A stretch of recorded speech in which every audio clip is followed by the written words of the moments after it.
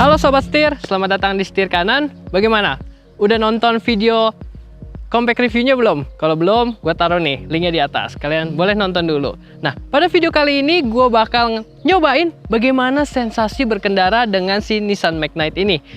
Bagaimana tentang si mesinnya yang 1000 cc turbo, lalu juga bagaimana feeling setirnya, ataupun fitur-fitur apa aja yang ditawarkan oleh mobil ini untuk mendukung kita berkendara. Nah, daripada penasaran, makanya nonton video ini sampai selesai.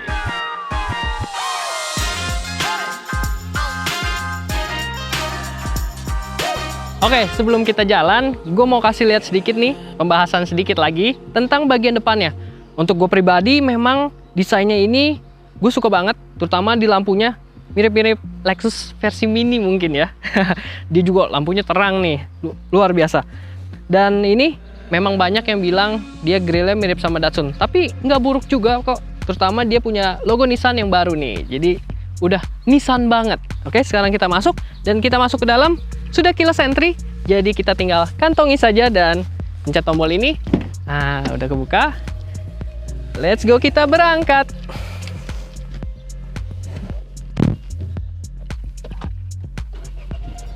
Nah, ini dia.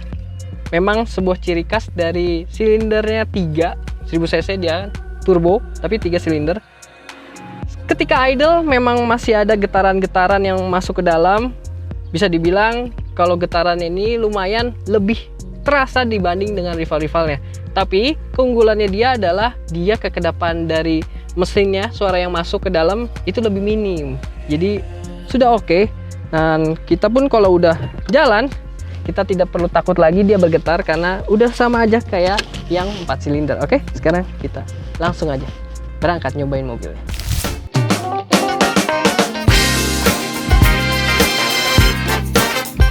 Oke, jadi yang pertama gue bakal ngebahas bagaimana sih posisi berkendara dari si Nissan Magnite ini. Yang pertama, memang kalau kita rasakan, dia itu rasanya lebih jenjang gitu ya. Jadi lebih tinggi daripada rival-rivalnya. Mengingat ground clearance-nya dia juga udah sampai 205 mm. Nah, pengaturan joknya dia bisa tenggelam banget nih. Dia bisa kita atur sampai kita tenggelam. Tapi tenggelamnya ini atau rebah rendahnya ini, dia nggak sampai kayak Sonet yang dia punya dashboard kan tinggi tuh. Jadi kesannya tuh kita kelelep banget, kalau yang ini enggak. Nah, dia juga bisa tinggi sampai tinggi banget. Jadi bisa menyesuaikan dan juga tentunya kursinya bisa maju mundur dan bisa reclining nih untuk sandarannya. Setirnya juga dia tetap bisa untuk di tilt, bisa naik turun, tapi memang belum bisa di teleskopik. Tapi untuk visibilitas dan posisi duduk ini sudah cukup banget karena ya kita bisa banyak pengaturannya tadi. Oh iya, untuk si joknya ini juga dia masih menggunakan fabric, tapi ada beberapa bagian yang udah pakai kulit. Dan dia punya jok ini begitu dalam nih bagian tengahnya, jadi kita kayak ke dalam, terus juga jadinya side supportnya atau sayap sampingnya ini kayak meluk kita. Jadi buat kita untuk bermanuver itu rasanya kayak dipeluk gitu dari belakang. Jadi nyaman banget joknya. Desainnya juga niat, jadi keren, sporty bentuknya. Terlebih juga dia bagian kabin ini kan dalamnya semuanya nuansanya gelap ya. Jadi ya memang kuat banget aura sportinya. Nah, sekarang selanjutnya kita akan membahas bagaimana bantingan suspensi. Kalau bantingan suspensi jika dibandingkan dengan rivalnya, memang dia ini lebih keras bantingannya. Tapi kalau kita berkendaranya itu secara halus, justru gue lebih suka sama bantingan suspensi yang karakternya kayak gini. Dia itu nggak membal-membal, jadinya lebih lebih nyaman gitu kalau buat gue pribadi ya. Nah, tapi kalau kita memang melibas polis tidur atau jalanan rusak, nah itu baru kerasa tuh bantingan suspensi jeduk-jeduk, itu keras banget. Tapi kalau kita berkendaranya secara pelan-pelan, ini enak loh suspensinya buat gue pribadi. Oke, bantingan suspensinya memang dia lebih keras dibandingkan rival-rivalnya, tapi juga dia lebih limbung daripada rival-rivalnya. Mungkin karena ground clearance-nya yang tinggi, dan juga kalau kalian lihat di depan itu kan emang jarak antara fender dan bannya itu lumayan tuh, masih ada kosong. Nah, jadi ketika kita belok-belok, ini limbung banget kalau dibandingin sama rival-rivalnya. Tapi ya ini sebuah SUV, subcompact SUV. nggak buat nikung-nikung juga. Kalau mau nikung tuh pakai Mini Cooper tuh nikung. Selain bisa nikung tikungan tajam, nikung cewek orang nggak bisa. Nggak, bercanda sama setir. Ya gitu, jadinya emang kalau untuk nikung-nikung bukan inilah, maksudnya mobilnya bukan ini. Tapi untuk kenyamanan masih bisa dibilang oke.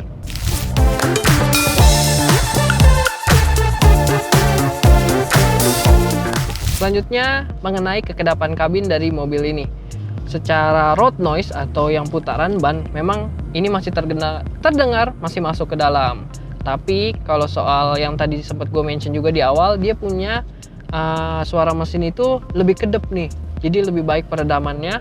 Jadi ketika gue engine brake ataupun gue langsung gaspol, gas langsung penuh, itu suara raungan mesinnya lumayan minim yang masuk jika dibandingkan dengan rivalnya.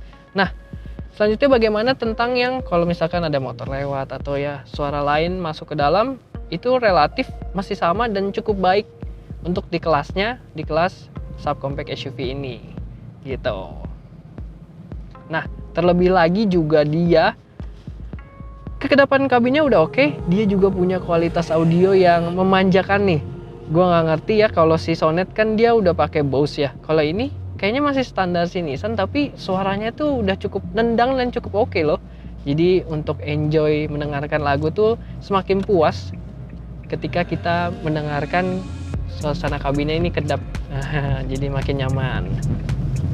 Nah, dengan si ngebahas audionya juga tadi, dia punya head unit ini 8 inci, sudah support untuk Apple CarPlay dan Android Auto wireless, jadi nggak usah pakai kabel lagi.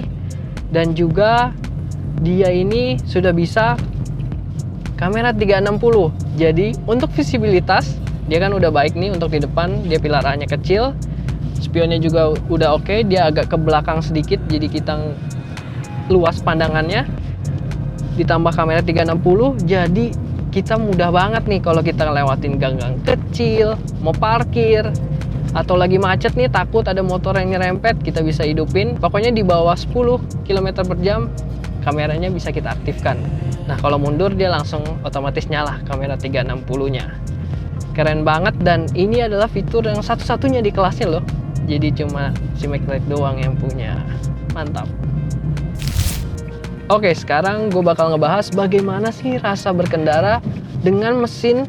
Bisa dibilang dia punya torsi yang terbesar, dia punya power itu di 100 PS dan torsinya mencapai 160 Nm, terbesar di kelasnya, bahkan mengalahkan Kia Sonet yang 1500 cc NA, dia nggak nyampe segitu. Nah, yang gue rasain adalah turbo lag-nya ini lebih minim jika dibandingkan dengan rivalnya yang sama mesinnya 1000 cc turbo juga. Jadi untuk stop and go berkat si torsinya tadi ini halus dan spontan, lebih spontan. Kalau Race atau Rocky yang 1000 cc turbo dia agak lag dikit ketika kita bermanuver. Nah, itu juga yang membuat dia lumayan irit. Nah, di angka konsumsi bahan bakarnya dia mencapai bisa 15 km per liter kalau di dalam kota, dan rute tol atau luar kota dia bisa sampai 20, bahkan bisa lebih tergantung kaki sih. Nah, bisa lebih dari 20 km per liter. Jadi memang sekarang nih rata-rata semua di segitu ya. Si subcompact SUV ini memang irit-irit mesinnya, mesin baru 1000 cc turbo. Ini terbukti dia. Dan jangan salah, mesin ini juga terbilang cukup kencang. Dia 0 ke 100 itu bisa tuntas hanya dalam waktu 11 detikan. Jadi emang rata-rata semuanya juga segitu, dan itu nggak buruk mengingat dia cuma 1000 cc. Mantap. Nah, kalau misalkan tadi kita bawanya santai atau dalam kota, itu kan memang turbo lag-nya nggak berasa. Tapi kalau emang di kick down atau kita mau gaspol, itu memang terasa sih. Ya rata-rata turbo pasti adalah turbo lag-nya, itu wajar.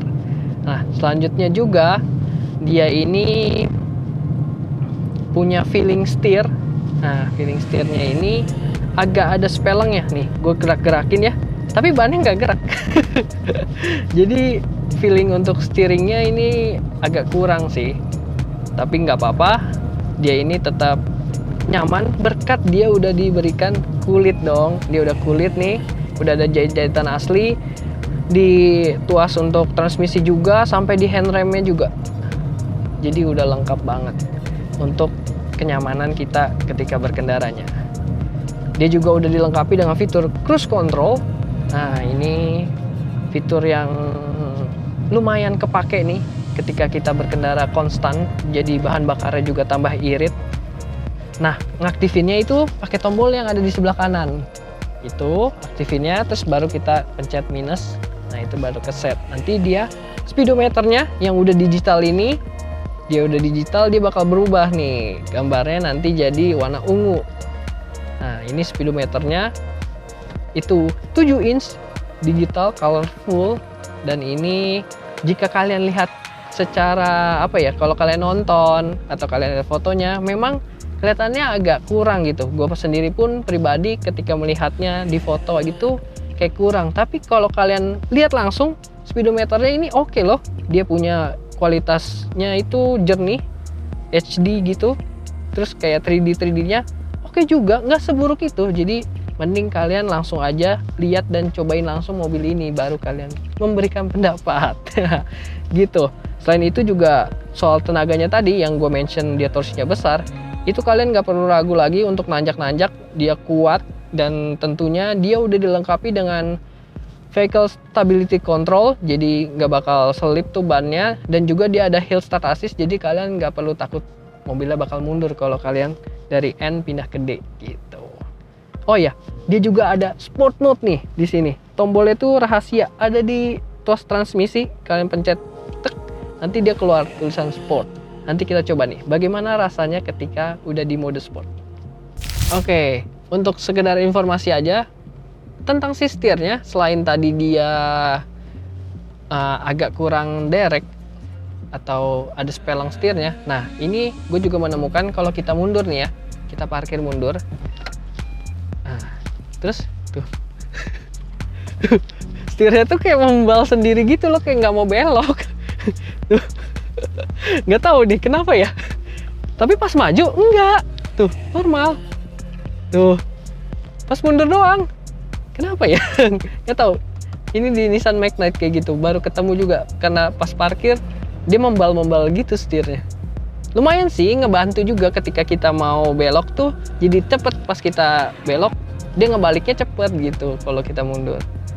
Nggak tahu ini bisa dibilang plus atau minus, tapi ya itu gua kasih tahu informasi ke kalian kalau Nissan Magnite begitu, ketika mundur doang, kalau maju enggak gitu sobat setir. Oke, gue udah di jalan yang lumayan sepi, langsung aja kita pasang sport mode. Nah, udah sport, dia RPM-nya langsung naik nih, tadinya di 1000 sekarang sampai di 2000 naik, lebih dari 2000 maksud gua. Dan langsung aja habis ini jalanannya agak lurus, kita bakal coba tenaganya. Oke, udah lurus, kita coba. Wah. Nah, turbo lag-nya masih. Nah, udah mulai masuk turbonya. Wah.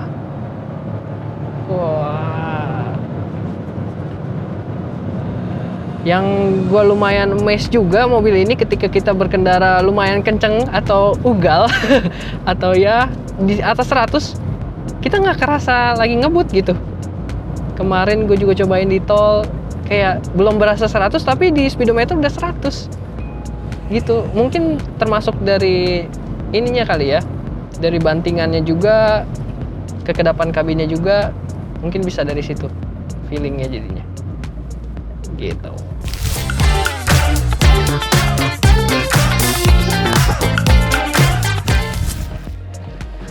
Oke sobat setir, setelah tadi kita nyobain bagaimana sensasi berkendaranya, memang secara fitur dan juga mesinnya dia punya plus minus nih jika kita bandingkan dengan rival-rival di kelasnya.